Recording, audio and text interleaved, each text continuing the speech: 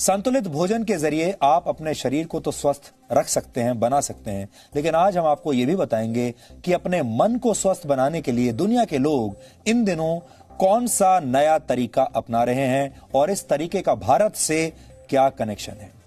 अपने मन को स्वस्थ रखने के लिए अब आपको मनोवैज्ञानिकों के पास नहीं बल्कि गाय के पास जाना चाहिए।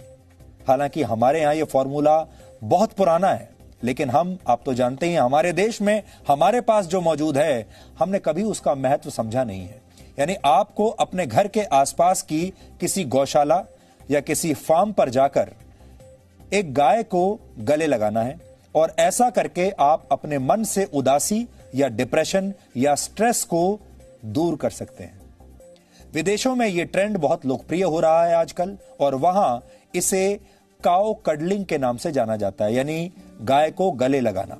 अमेरिका में कई डेयरी फार्म्स लोगों को काउ कडलिंग की सेवाएं आजकल दे रहे हैं और लोग वहां आते हैं दूर दूर से इन गायों को गले लगाने के लिए। गायों को गले से लगाने की सुविधा देने वाले फार्म मालिकों के मुताबिक गाय का हार्ट रेट इंसानों के मुकाबले थोड़ा कम होता है और उनके शरीर का तापमान थोड़ा ज्यादा होता है इंसानों से। ऐसे में जब कोई इंसान गाय को गले लगाता है तो ये दोनों ही स्थितियां उसके दिमाग को रिलैक्स कर देती हैं। मेडिटेशन यानी ध्यान के दौरान भी दिल की धड़कन धीमी हो जाती है और ऐसा ही गाय को प्यार से छूने या उसके साथ खेलने के दौरान भी होता है। मनोवैज्ञानिकों के मुताबिक गाय के साथ समय बिताने से आपका आत्मविश्वास बढ़ता है और मन में छिपे हुए डर भी दूर हो जाते हैं। अमेरिका में लोग 90 मिनट की इस थेरेपी के लिए करीब 22,000 रुपए तक चुका रहे हैं। 90 मिनट की यह थेरेपी जिसमें गाय को गले लगाना है, इसके लिए अमेरिका में लोग 22,000 रुपए तक देने को तैयार हैं, दे भी रहे हैं। यूरोप और अमेरिका में यह थेरेपी निराश और एंजाइटी के शिकार लोगों की बहुत मदद कर रही है। स्विट्जरलैंड और नेदरलैंड्स में 3 घंटे तक काउ कडलिंग के लिए लोग लगभग 4,000 रुपए चुका रहे हैं और वहां इस प्रक्रिया को एक खास नाम दिया गया है जिसे कहते हैं काउम्युनिकेशन। आपने सुना होगा, अंग्रेजी का नाम है कम्युनिकेशन।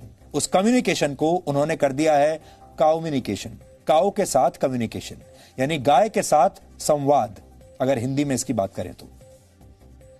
हमारे देश में जब हम किसी भोले भाले व्यक्ति की तारीफ करते हैं तो अक्सर कहते हैं ये तो गाय की तरह सीधा है। गाय का यही सीधा और शांत स्वभाव अब दुनिया भर के लोगों को भा रहा है, उन्हें पसंद आ रहा है।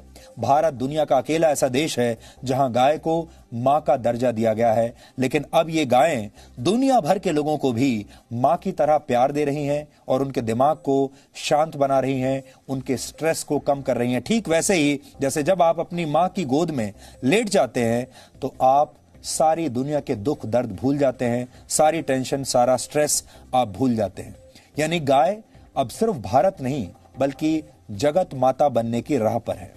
हमने गाय की इन ममता भरी तस्वीरों के आधार पर आज आपके लिए एक बहुत ही स्पेशल रिपोर्ट बहुत प्यार से तैयार की है जो आज आपका दिन बना देगी। इसे देखकर आपको भी गाय के साथ समय बिताने और अपने जीवन से नकारात्मक विचारों को दूर करने में बहुत मदद मिलेगी। आप चाहें तो इस वीकेंड पर खुद काउ कडलिंग का एक रियलिटी चेक कर सकते हैं, खुद करके आप देख लीजिए। हमें भरोसा है इससे आपको मानसिक शांति जरूर मिलेगी।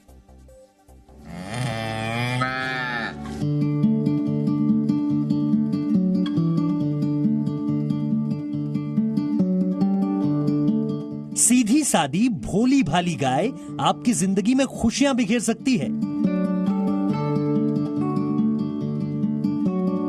गाय का दूध ही नहीं बल्कि उसका स्पर्श भी आपके दुखी मन में आशा की किरण जगा सकता है। गाय को गले लगाना, उसकी पीठ थपथपाना, उसके साथ खेलना और उसे प्यार से सहलाना उदासी से भरे आपके मन के लिए मरहम का काम कर सकता है। यूरोप और अमेरिका में काउ कडलिंग का इस्तेमाल एक मनोवैज्ञानिक इलाज पद्धति के तौर पर किया जा रहा है।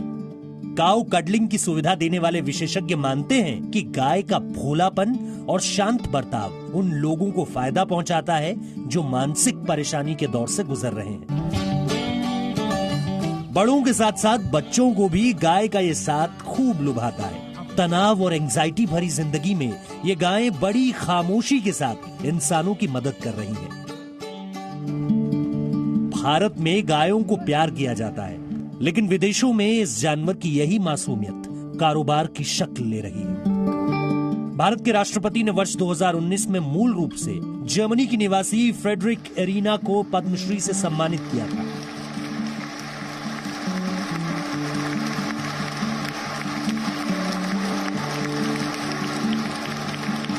एरिना पिछले 40 वर्षों से वृंदावन में रह रही हैं और लंबे समय से गौशाला के जरिए 1800 गायों की सेवा कर रही हैं। यहाँ के लोग इन्हें सुदेवी माता के नाम से बुलाते हैं। एरिना इस बात की जीती जागती मिसाल है कि गाय को भारत की संस्कृति से अलग नहीं किया जा सकता।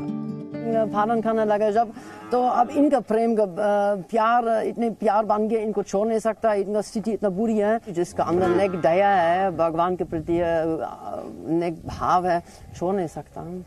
और फिर हमारा तो यहाँ हम तो गोविंद गोपाल को पूजा करते हैं। भारत में गाय को मां का दर्जा दिया गया है। गाय सिर्फ शरीर को स्वस्थ बनाने वाला दूध ही नहीं देती, बल्कि गाय को कामधेनु माना जाता है। गाय के दूध से बनने वाले उत्पादों के अलावा गाय का गोबर और गौमूत्र भी बड़े काम के हैं। यानी गाय सिर्फ नेमतों का खजाना नहीं है, बल्कि आपके मन और मस्तिष्क की समस्याओं के इलाज की संजीवनी भी गाय के पास है। ब्यूरो रिपोर्ट, जी मीडिया।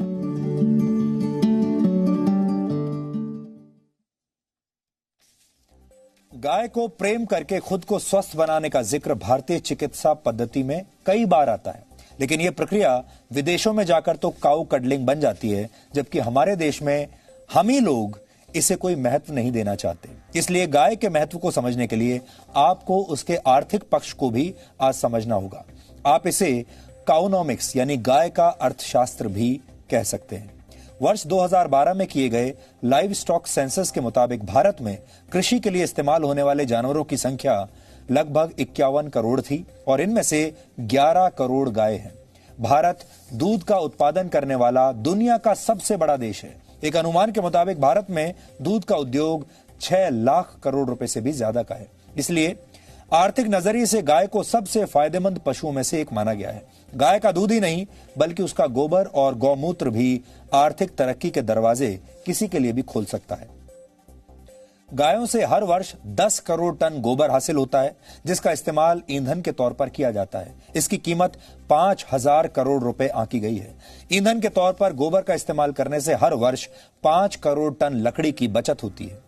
रासायनिक खाद के मुकाबले गोबर से बनी प्राकृतिक खाद खेतों के लिए बेहतर होती है और इससे फसल भी अच्छी होती है।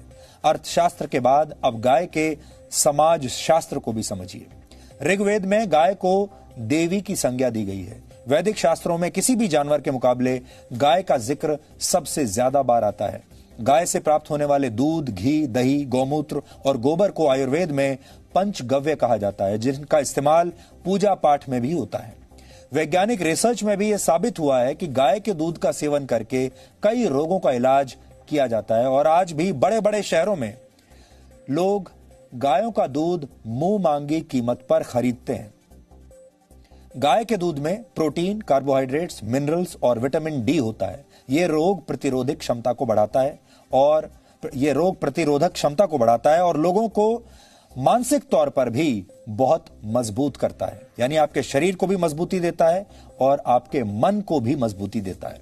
कुल मिलाकर गाय पर भले ही हमारे देश में अक्सर राजनीति होती रही है, लेकिन गाय का दूध, गोबर और गौमूत्र समाज के काम आता है। यानी गाय आर्थिक और सामाजिक तौर पर देश के लिए एक कामधेनु जैसी है।